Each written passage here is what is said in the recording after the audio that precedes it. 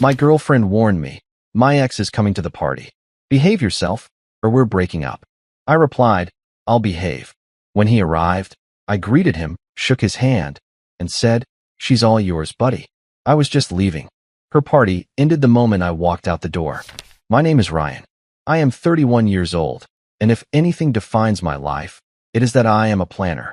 I am an architect, and I have an almost professional obsession with blueprints, structures, and exact details. I like things clear, carefully thought out, without absurd improvisations. I had been with Haley, who is 28, for 2 years. She was the exact opposite of me. She lived guided by the vibe, by spontaneity, by that chaos that seemed beautiful to her. For a long time, I believed that this difference balanced us out. I was the firm foundation. She was the striking and somewhat unpredictable facade. We had been living together for 8 months in an apartment that I adore. The lease was solely in my name because I signed it before she moved in. I covered about 70% of the rent and paid all the utilities. It was my decision. I make good money, so I never considered it a problem. Haley worked as a part-time stylist. Until that moment, the arrangement had worked well for us. I do not remember exactly when I decided to throw a big spring party, but when I do something, I do it seriously. That was not an improvised gathering.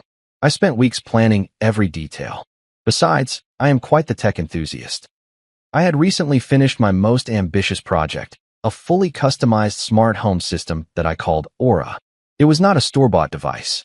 It was a dedicated server hidden in the hallway closet, running scripts that I programmed myself. It controlled every light in the apartment, the zone music, and 3 large digital art screens in the living room. Honestly, it was impressive. Haley was fascinated with the system. She always said that it would be our ace up the sleeve for parties. I had invested about $2,000 in the digital screens. I also set up a bar cart with about $800 worth of high-end tequila, whiskey, and gin. The playlists were scheduled by the hour, and the digital art slowly rotated between minimalist landscapes. Everything was ready. Everything fit together perfectly. And then, 3 days before the party, on an ordinary Tuesday, Haley dropped the bomb. She had been distant all day, barely looking at me. She finally spoke, with the same casualness as someone commenting on the weather. Hey, Julian is in town. I felt my stomach drop. Julian, 29 years old, her ex. The one from the breakup that, according to her, had shattered her soul. The one who supposedly meant nothing anymore, although his name came up way too often in conversations. Uh-huh, I replied, trying to keep my voice neutral. I ran into him, she continued, and I invited him to the party on Friday. I stared at her. Excuse me? You invited your ex to our party without asking me. God, Ryan, don't overreact, she said in annoyance. It's no big deal. We are friends, and we are adults. He wanted to see the new apartment. It would have been weird not to invite him. I took a deep breath. I don't feel comfortable with that. This party is for our friends. It's weird, Haley. I don't want him here. That was the key moment. I see it clearly now. Her expression changed, and she crossed her arms. Her gaze stopped being defensive and became defiant. He is coming. I already told him yes. Then uninvite him. I'm not going to act like an immature person just because you feel insecure. He is my friend, and he is coming. It won't be a problem unless you make it one. Then, she took a deep breath and said the sentence that changed everything. Behave yourself. Seriously, if you start with your paranoia, it makes me think we have a problem. So behave yourself, or it's over. Just like that. 2 years of a relationship reduced to an ultimatum over a party. I watched her closely. She was not nervous, and she was not hesitating. She was testing me. She had already made a decision. She just wanted to see if I would cave. Then I felt something unexpected, calm. The anxiety disappeared all at once. It was like reviewing a blueprint and finally spotting the structural flaw that had always been hidden. You're right, I said quietly. Her face softened immediately, and even a small satisfied smile appeared. I knew you would understand. I didn't clarify, I added. I mean, you were right. I will be very professional. Friday arrived. I was the perfect host. Tyler and Scott, my best friends, arrived first. Then colleagues from the firm started showing up. The apartment looked spectacular. The ambient lighting bathed everything in a warm amber tone, and the music was elegant pop, perfectly balanced. The screens showed minimalist landscapes in slow transitions. The bar was a hit. I was charming, helpful, and relaxed. I mixed drinks and made jokes. Haley shined in a red dress that, I suspect now, she chose specifically with him in mind. At exactly 9 o'clock, the doorbell rang. Haley shot me a tense look. "Behave," she whispered. I smiled. "Relax. I'll handle it." I opened the door. There was Julian, spot on. Exactly as I imagined him. A bit scruffy, with that aura of an introspective artist, probably still trying to find himself. "Hi, I'm Julian." I offered him my best host smile. "Julian, welcome. I'm Ryan. Glad you came. Haley was looking forward to seeing you." I shook his hand firmly. "Great place," he commented. "Thanks. We love it." Haley appeared, almost floating. Julian hugged her, a hug that lasted a couple of seconds longer than necessary, and then he gave her a kiss on the cheek. I watched. Mature adults, of course. Then I turned to her without losing my smile. "Well, he is here now. My job is done. Have fun." I walked past, and, right next to her, I grabbed my jacket from the coat rack and put my phone in my pocket. Her smile vanished. "What are you doing?" "Stop the drama," she added quietly. "There are people here." "I'm not making drama," I replied calmly. I turned to Julian, who looked completely confused. "She's all yours, buddy." And I walked out. Tyler and Scott saw everything. They know me well enough to know that this was not an impulsive scene. As I walked down the hallway, I heard the door open behind me. "What the hell is going on?" Tyler asked. "It's over," I replied. "She gave me an ultimatum, and I accepted it. Let's go get a beer."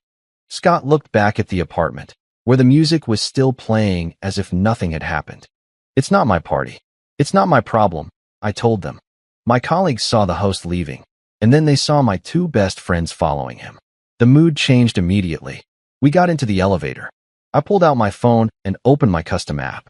I tapped a script I had programmed years ago as an inside joke. The file was named System Shutdown Host Mode. Tyler looked at me. "What are you doing?" "Being professional," I replied as I pressed the button. As Tyler told me later, what happened in the apartment was almost cinematic. First, the music died abruptly, cut off mid-beat, as if someone had unplugged the heart of the party. Then, all 32 smart bulbs changed at the same time. They went from warm and elegant lamp lighting to their default setting, 100% sterile white brightness at 4000 Kelvin. The place stopped looking like a modern lounge and started feeling like an operating room. Next, the 3 digital art screens shut down. Pitch black. About 30 people stood still under that unbearable white light, blinking without understanding what was happening. Total silence. Tyler told me that Haley started desperately pressing the wall control panels that were now nothing more than useless plastic. Without the server, there was no magic. Julian looked around and said something like, "Wow, how weird." My colleagues, blessed social strategists, got the message immediately. "Look at the time. I have to wake up early. I think my cat is sick. I forgot I have an early meeting." In less than 10 minutes, all my friends and coworkers had left. The big party Haley had imagined was reduced to her, Julian, and 4 of her friends, standing in a silent, blindingly white apartment, with a mountain of ridiculously expensive alcohol getting warm on the counter. My phone started vibrating before I even left the building. "Turn it back on right now? You are a childish idiot. Turn on the lights. You ruined everything." I replied to her with a single message. "You told me to be professional, or it was over. I chose for it to be over. Have your things out of my apartment by the end of the month." Then I blocked her number and went to drink whiskey with my real friends. A week later, the consequences were immediate. Tyler, Scott, and I were in a quiet bar when my phone started vibrating on the table as if it had a life of its own. There were calls from unknown numbers and messages from her best friend, Brittany. "Haley is crying. You are a monster. You humiliated her. She invited a single person, and you destroyed your relationship over it. You are pathetic." Another message arrived right away. "Turn the internet back on for her. She cannot even watch TV." Ah, yes, that little detail. My server not only controlled the lights and the music, it also functioned as the apartment's main router and firewall. When I executed the shutdown script, everything went down. No Wi-Fi, no streaming, no nothing. The apartment became a digital black hole. I ignored them. I spent the weekend at Tyler's house to clear my head. We ordered pizza, turned on the console, and spent the night playing video games. For the first time in several days, I managed to feel calm, as if I could breathe normally. However, I knew that calm would not last long. There was something I could not keep postponing. The apartment lease was solely in my name. Legally, Haley was not listed as a tenant. In practice, she was a long-term guest. In my state, after 30 days of living in a place, a person can start claiming certain occupancy rights. Therefore, I had to handle the situation carefully and do everything the right way. On Monday, I unblocked her number solely to deal with logistical matters. Haley, I am serious, I wrote to her. The relationship is over. I need you to move out before the 31st. Let me know when you are going to get your things. Her reply came right away. No, you cannot be serious. Are you kicking me out over a party after 2 years? I live here. I answered immediately. You do not live here, I corrected. You lived with me, and that ended when you gave me that ultimatum. Her tone changed immediately. You are a monster, a cold and calculating person. You tricked me. No, I said calmly. I told you I would be professional, and I left when you disrespected me. That is not a trick, it is a boundary. I am not leaving. This is my home. You will have to evict me, and I will tell everyone what you did. Then her mother, Brenda, got involved.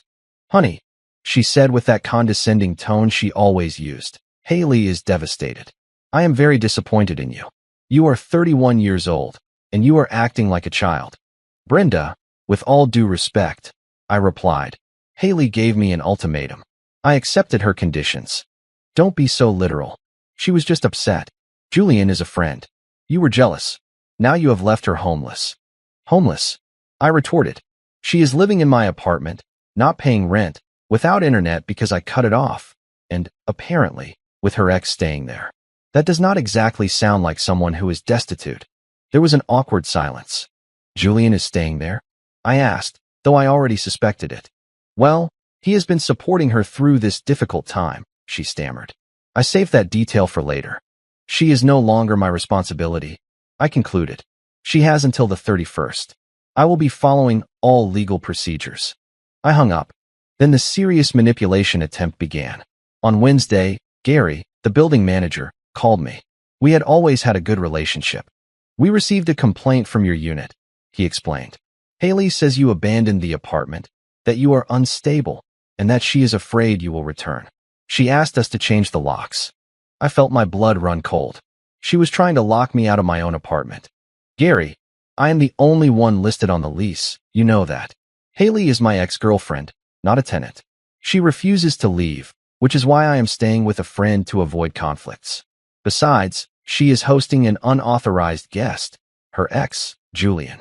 Gary sighed. I thought so. I cannot change the locks for someone who is not on the lease. But this is a mess. She is trying to claim tenant rights. At that moment, my highly organized side kicked into action. This was not a reality show. I could not just throw her things into the hallway. Step 1. I hired a process server. It cost me $150. He officially served Haley with a legal 30-day eviction notice. It was not a text message. It was a legal document. The clock started ticking. Step 2. Retrieve my important things. This included my server, my work computer, which is a pretty expensive custom tower, my espresso machine, and my liquor. I sent her a clear message. Tomorrow at 10 in the morning, I will be coming to the apartment with a police escort to collect my personal property. She did not reply. On Friday morning, I showed up in the lobby. 2 police officers were already waiting for me. Hello, are you the leaseholder? One asked. Yes. Then let's go. We went up. I used my key, but the door was deadbolt from the inside. One of the officers knocked loudly. Police. The leaseholder is here to retrieve his belongings. You must open the door. It took a few seconds, but she finally opened it. Haley was there. She was wearing my bathrobe, her hair messy. Behind her, on my couch, Julian was sitting shirtless, with absolute nerve. You cannot just barge in here, she yelled. The officer, a woman who had clearly seen worse situations, sighed patiently. Ma'am, he is on the lease, you are not. We are just here to keep the peace. Let him collect his things. Julian tried to act brave. Hey man, this is not right. This is our place. I stared at him. Is your name on the lease?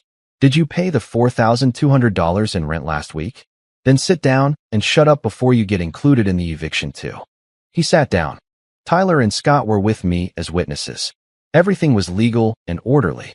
I went straight to the hallway closet and calmly began dismantling my server rack, the brain of the apartment. Haley watched me, pale. You are taking that. The lights won't work. They will be normal lights now, I replied. You will have to use switches like in 1995. Tyler and Scott packed up my desktop computer. You can't take the computer, she protested. I use it. You have your laptop. This is my workstation. I paid $500 just for the graphics card. It is mine. In the kitchen, I unplugged my $900 espresso machine. No, that is ours, she muttered. It was a birthday gift for me. I have the receipt. Next, I grabbed a box and went to the $800 bar cart. I packed away every bottle. The good tequila, the rare whiskey, the premium gin. Julian tried to intervene. Buddy, the liquor. I did not even let him finish. I grabbed a bottle of single malt whiskey, looked at him, and placed it in the box without saying a word. In 15 minutes, we were done. As I was heading toward the door, Haley was finally crying. You are so petty. You are stealing. This is cruel. I stopped. No, Haley. This is mine. Cruel was the ultimatum. Cruel was bringing your ex into my home. I am just taking what belongs to me. I showed her a copy of the legal notice. You have 28 days left. After that, the sheriff will come, and believe me, he will not be as professional as I am. And I left. I left them in a white, silent apartment, with no Wi-Fi, no coffee, and no liquor. I knew that this was not going to end easily. 3 months later, the dust finally settled. True justice is not spectacular. It is slow, bureaucratic, and expensive. Did she leave when the 30 days were up? Of course not. A week before the deadline, Brenda called me again. You cannot go through with this. If she is evicted, it will go on her record. It is permanent. You will ruin her life. She has had 30 days to find something, but Julian left her. She is alone. She cannot pay a deposit, and she has no savings. I was not surprised that the scruffy artist disappeared as soon as the free alcohol, technology, and luxury apartment ran out. It is not my problem, I replied. She is no longer my girlfriend. She is an unauthorized occupant. You are completely heartless. What exactly did she do for me? I asked. Goodbye, Brenda. The deadline expired on Friday. I went with Tyler after work. Her things were still there, and the door was locked. So on Monday, I was in a lawyer's office. This is real life. I had to pay $500 just to start the process. We filed an unlawful detainer lawsuit. It took weeks. Finally, we got a hearing date. Haley did not show up. We received a default judgment in my favor. Then we had to wait 5 more days for the sheriff to post the official notice. In total, it took 45 additional days after the initial 30. 45 days of sleeping on Tyler's couch while paying rent for an apartment I could not use. The day the sheriff went to evict her was surreal. I was there with the landlord and 2 deputies. Haley was screaming from inside. You cannot do this. This is my house. You are a monster. You are obsessed with me. The deputies did not argue. Ma'am, you have 15 minutes to gather essential items. The rest will be removed. She completely lost control. She screamed, cried, and threw herself on the floor. They had to physically escort her out. It was sad more than dramatic. It was pathetic. Then came the worst part. When we went inside to inspect the apartment, I saw the true level of her resentment. It was not a mess. It was deliberate damage. They had scratched the hardwood floor with something sharp, leaving long, deep marks. They had poured red wine all over my $4,000 couch. It was beyond repair. They had smashed the digital art screen still on the wall with a hammer. In the kitchen, they had emptied an entire bag of flour and ground coffee down the drain, and they let the water run until it formed a solid, cement-like paste. The building manager estimated the damages at around $11,000, plus the $4,000 for the couch. I simply stood there observing. And the funny thing is, I was not angry. It was like inspecting a structure that you already knew was poorly designed from the start. The damage only confirmed what I had understood the night of the ultimatum. It all came down to boundaries. She wanted to test how far she could bend me. She discovered that I do not bend. I was not angry. I was cold. On the kitchen counter, under a half-empty bag of fast food, I found a handwritten note. I hope it was worth it. You ruined my life, so I ruined your sanctuary. You will be alone forever. Interestingly, That note was the best piece of evidence I had in this whole process, and I handed it straight to my lawyer. Because here comes true justice. It is not swift, and it is not dramatic. It is slow and methodical. First, the landlord was furious. He used my security deposit, which I had paid, to start repairs immediately. Then he filed a lawsuit against Haley and the unidentified occupant, also known as Julian, for the remaining $11,000 in damages. He had my testimony, the police report, and everything documented. Next came my lawsuit. I gathered absolutely everything. The receipt for my $4,000 couch, the date and time-stamped inspection photographs, the lawyer's invoices, the process server's receipt, and the filing fees. I filed a small claims court lawsuit for the maximum allowed, $10,000. She was officially served again, this time at her mother's house, because she had to move back into her childhood bedroom. The hearing was last week. Haley showed up accompanied by Brenda. She tried to change the narrative. Your Honor, he was controlling. He locked me out, harassed me, and turned off my heat. The heating was central gas. It was never turned off. The judge flipped through the file. I have the unlawful detainer judgment right here. You were evicted by the sheriff. Now let's talk about the damages. The apartment was already like that, she insisted. He just wants to get money out of me. He is rich. He is an architect. I have nothing. I remained calm. Your Honor, here are 30 time-stamped photographs taken the night of the party. The apartment was in perfect condition. Here are the inspection photos with the sheriff's deputies. Here is the receipt for the $4,000 couch, and here is a note written by her. I handed him the note. The judge read it slowly, then looked up. I ruined your sanctuary. Ma'am, did you write this? Haley turned completely pale. There was not much else to discuss. The judge ruled in my favor for the full $10,000. The consequences were clear. Haley now has an eviction on her public record and a small claims judgment. Her credit is destroyed. It will be extremely difficult for her to rent anything decent for years. She is 28 years old and living back in the room where she grew up, with her mother who still makes excuses for her. I have already started the wage garnishment process from her job as a stylist. It will probably take me years to recover those $10,000, maybe in small payments, but I will recover them. As for Julian, the landlord also included him in the damages lawsuit as an unauthorized occupant, so the eviction also shows up on his record. From what I heard, he moved back to his hometown. His art career evaporated as quickly as it appeared. I lost money on legal fees, I lost my couch, and I lost time and peace of mind. I am not going to reinstall the smart server. I am not going to replace the digital screens. Strangely, I am enjoying the silence. I now use normal bulbs, normal switches, and nothing smart. It was not an elegant victory. It was a dirty, expensive, and exhausting process. But it was definitive.